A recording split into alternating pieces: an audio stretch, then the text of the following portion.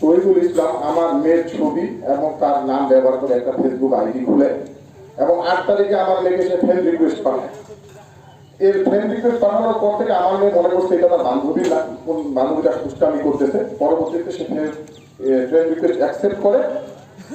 এরপর থেকে তহিদুল ইসলাম আমার মেয়েকে বিভিন্ন রকম অশ্লীল ছবি এবং মেসেজের মাধ্যমে মেসেঞ্জারে বিভিন্ন রকম হুমকি প্রদর্শন করে। পরবর্তীতে আমার মেয়ে আমাকে এটা অবগত করলে আমি এটা প্রশাসনের সহযোগিতা নিয়ে প্রশাসনের সহযোগিতা গত শুক্রবার 24 তারিখে আমি তাকে প্রশাসনের হাতে তুলে দিই। এই সময় আমার মেয়ের যে পরিমাণে ব্ল্যাকমেইল করছে, আমার পরিবারকে যেই পরিমাণে সে অত্যাচার করছে, বারবার বলতেছে তোমার নোংরা ছবি আমি এআই দিয়ে বানাইছি, এগুলো আমি ফেসবুকে ছেড়ে দিব, এগুলো আমি গ্রুপে ছেড়ে দিব। আমি মাননীয় প্রধানমন্ত্রীর কাছে দৃষ্টি আকর্ষণ করতেছি, উনি যেন এই অপরাধী দৃষ্টান্তমূলক শাস্তির ব্যবস্থা করেন। আমার মেয়ে আমার পরিবারকে ভাই ব্ল্যাকমেইল করতে করতে আমাদের জীবন বন্ধ করে দিচ্ছে।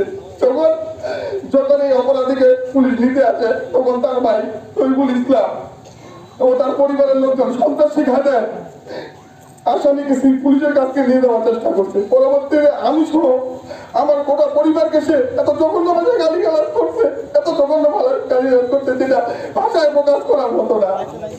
সে আমাদের উপর হামলা করতে আসে সন্ত্রাসী কায়দায়। আমার বউকে সে তালা তুলে নিয়ে যাবে, মারধর করবে, এরকম বিভিন্ন রকম হুমকি দিচ্ছে। আমি পারিবারিকভাবে আমি খুবই নিরাপত্তাহীনতায় ভুগতেছি। আমি সহ আমার পরিবার একদম সম্পূর্ণরূপে নিরাপত্তাহীনতায় ভুগতেছে। আমি এটার বিচার চাই প্রধানমন্ত্রীর কাছে এবং তহিদুল ইসলামের তহিদুল ইসলামের শাস্তি চাই এবং আমার পরিবার যারা দুই ভাইয়ের আমি শাস্তি চাই এবং আমি সহ আমার পরিবারের নিরাপত্তার ব্যবস্থা যাতে সরকার করে, তাহলে এই পরিবারের লোকজন আমাকে এবং আমার পরিবারের লোকজনকে মেরে ফেলতে পারে। এ বলে আমি আমার কথা শেষ করছি। সরকার পর থেকে আমাদের তহিদুল ইসলাম মাগুরা ইউনিয়নের সেক্রেটারি সে দলীয় প্রভাব খাটিয়ে বিভিন্ন মানুষকে বিভিন্ন সময়ে হুমকি ধামকি দিয়ে আসতেছে। সে চাঁদাবাজির ঘটনা করতেছে, সে এই ধরনের অপ্রীতিকর ঘটনা সে করে আসতেছে।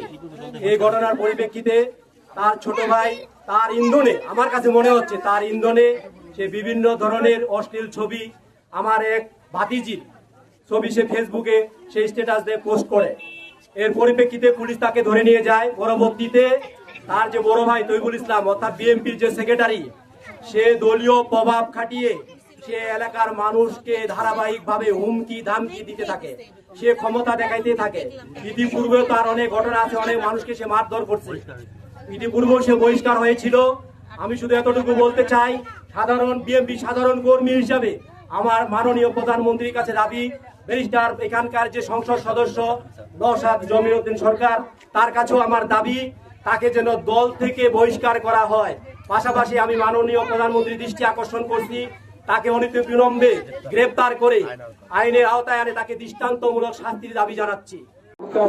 কারো রান্নাঘরে, কারো কোণে, কারো বসে থাকার কথা, পেট খাবারে থাকার কথা, কিন্তু তারা নিজ নিজ কাজ বাদ দিয়ে আজকে এই দুপুরবেলা বড়ুয়া বাজারে নারী, পুরুষ, শিশু, কিশোর, কিশোরী সহ সবাই হাজারো মানুষ জড়ো হয়েছে।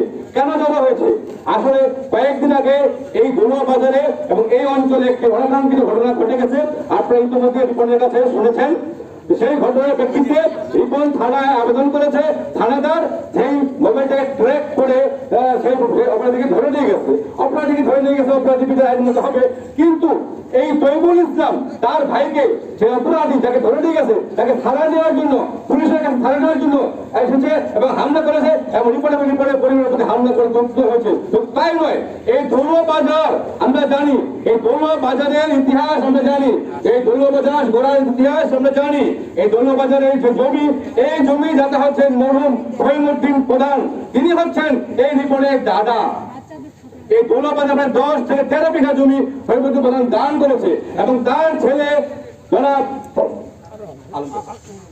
আলম চাচা, আলম প্রধান, উনি যখন ওই সময়টা দলুয়া বাজারে ছিলেন, সেই সময়টায় তহিদুল আলম চাচার উপস্থিতিতে আলম চাচাকে আঙ্গুল করে অকথ্য ভাষায় যেটা প্রকাশ করে যায় না মুখে, সেই ভাষায় গালিগালাজ করেছে। শুধু তাই নয়, বলেছে এই ফ্যামিলিকে আমি ধ্বংস করে দিব, এই ফ্যামিলিকে আমি নিশ্চল করে দিব, এই ফ্যামিলিকে আমি ধন্যবাদে ফুটতে দিব না। এত বড় সাহস কোথায় পায় তৈবল? তৈবল তুমি জানো না এই এলাকার স্রষ্টা কারা, এই গৌলবাজারের স্রষ্টা কারা, এই গৌলবাজার অবদান কাদের? তুমি তাদের উপর আঙ্গুল তুলেছ, তাদের উপর হাত তুলেছ। আজকে তোমার বিরুদ্ধে প্রতিবাদ হচ্ছে এবং আগামী দিনে প্রতিবাদ নয়, প্রতিরোধ করা হবে। হাজারো জনতা তোমার বিরুদ্ধে দেখেছে, তোমার ক্ষমতা চূর্ণ করে দেওয়া হবে। তৈবল তুমি জানো না তুমি কোথায় হাত দিয়েছ? তুমি এর আগেও সরকার পাড়ার হাবিবুল চেয়ারম্যানের ছেলে আটজনকে মেরেছ, সরকার পাড়ার কয়েকদিন আগে এখানকার ঘাটা দাদার ছেলে হিরতকে তোমরা মেরেছো, সেদিন নাকি তোমরা ধরে নিয়ে হিরতকে তোমরা মেরতে গেছো। আজকে তোমরা রিপন গৌলবাজারের জমি দাদা, রিপনের দাদা, সেই রিপনকে তুমি মারতে গেছো। গৌলবাজারের স্রষ্টা বলুন ফজলুল করিম প্রধান, তার ভাইস্তার উপর তুমি হাত তুলতে গেছো। গৌলবাজারের স্রষ্টা আব্দুল কুমান প্রধান, গৌলবাজারের স্রষ্টা বলুন গোলাম কিবরিয়া প্রধান, সেই ফ্যামিলির উপর তুমি গালিগালাজ করেছো। তৈবুল তুমি বোঝনি তুমি কোথায় হাত দিয়েছো? বাঘের লেজে হাত দিয়েছো, বাঘের লেজে পা দিয়েছো। তোমার নিস্তার নাই। এই বাঘ থেকে উঠেছে মাগুরা ইউনিয়নের, বাঘ থেকে উঠেছে মাগুরা ইউনিয়নের জনগণ। এদের সঙ্গে নিয়ে আমরা তোমাকে প্রতিবাদ এবং প্রতিরোধ করবো। নামে যে ফেসবুকে যে সমস্ত উদ্ভট ছবি দিয়েছে এবং আমাদের এখানে মাগুরা প্রধানপাড়া একটা সুনামধন্য গ্রাম, একটা ইউনিয়ন, আমাদের স্কুলে অনেক ছাত্রছাত্রী প্রতি বছর এখানে বের হয়, কিন্তু দুঃখের বিষয় এই ছেলেটা এর আগেও অনেক ঘটনা ঘটিয়েছে। এবারও এক মেয়েকে নিয়ে যে ঘটনা ঘটিয়েছে এটা মেনে নেওয়ার মতো নয়। আমি সাংবাদিক তথা উপস্থিত সকলের প্রতি আমার দাবি, প্রশাসনকে আমি বিনীত অনুরোধ করতেছি, ওই তহিদুল ইসলামকে আইনের আওতায় এনে তাকে দৃষ্টান্তমূলক কঠোর থেকে কঠোরতম শাস্তি দেওয়ার জন্য আমি সকল মহোদয়কে বিনীতভাবে আবেদন করছি। আমি চাই এর আরো বড় ভাই তহিদুল ইসলাম, সে এত উদ্ভট, আমার মনে হয় এই ব্যাপারে উদ্যোক্তা এবং তাকে উৎসাহিত করেছে। আমি আশা করি তাকেও যেন আইনের আওতায় আনা হয়, গ্রেপ্তার করা হয়। আমি চাই আমাদের প্রধানমন্ত্রী তারেক রহমানের দৃষ্টি আকর্ষণ করছি, উনি যেন প্রশাসনকে দৃঢ়ভাবে বলে যে আইনের আওতায় এনে তাকে যেন দৃষ্টান্তমূলক শাস্তি দেওয়া হয়। আমি মা বলছিলাম, আমরা বেশ কিছুদিন থেকে এই যন্ত্রণার মধ্যে ছিলাম। সবই শুনলেন।